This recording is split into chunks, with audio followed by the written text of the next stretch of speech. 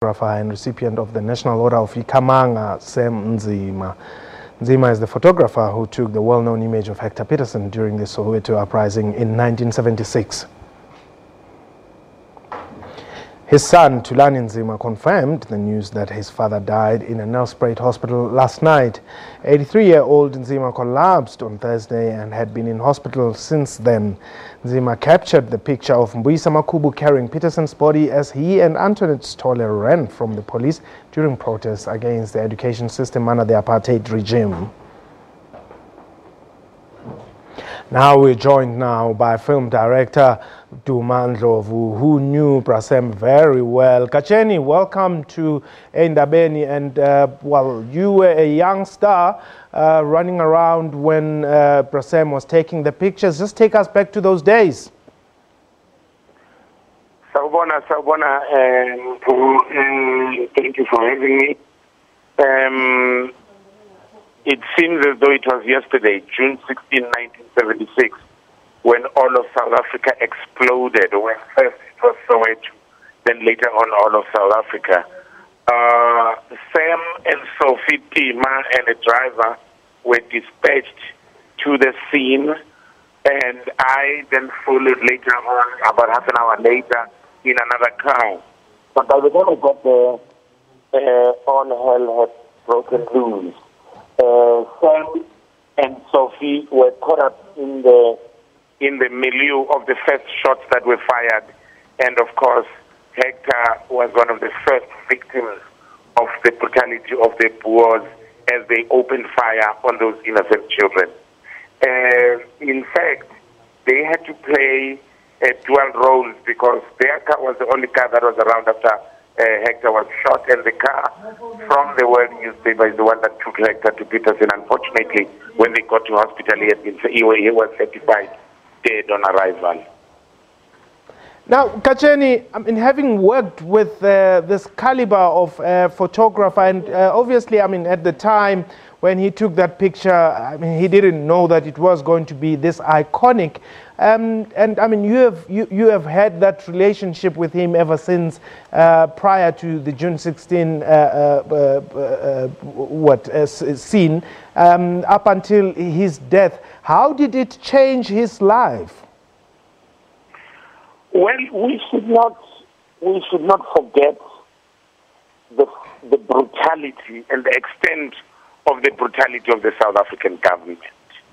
The picture is the most celebrated picture of the June 16 activities.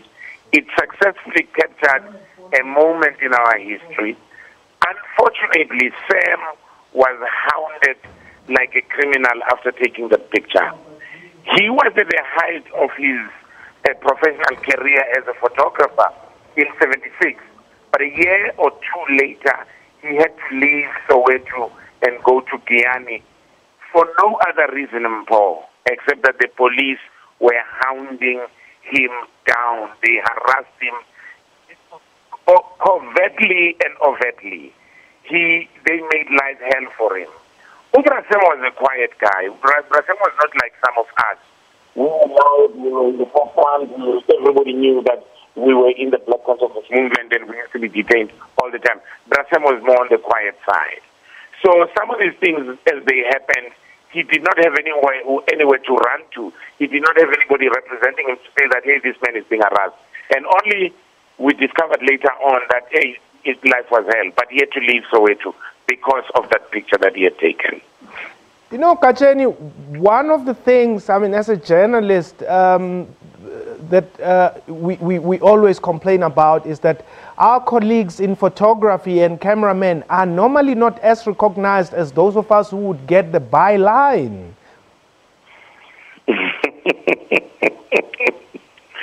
Yeah, and that is true.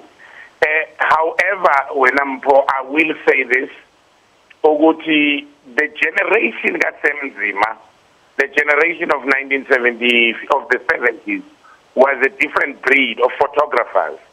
If you can go back in time and reflect, I know they did not get the accolades that they deserved to get, but we also produced some of the greatest photographers that South Africa has ever seen. I'm talking about Sam Nzima, Peter Makubane, Alf Kumalo, yes, Moffat Zungu, Dentleket. I mean, those names are still iconic. Nkosini Nkosi, Tom Kosa. All of those names are now iconic names in the world of photography and the world of journalism, photojournalism.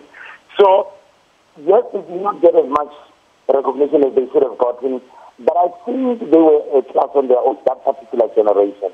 So, we did find them elevated much higher than the normal thing in the photographic world.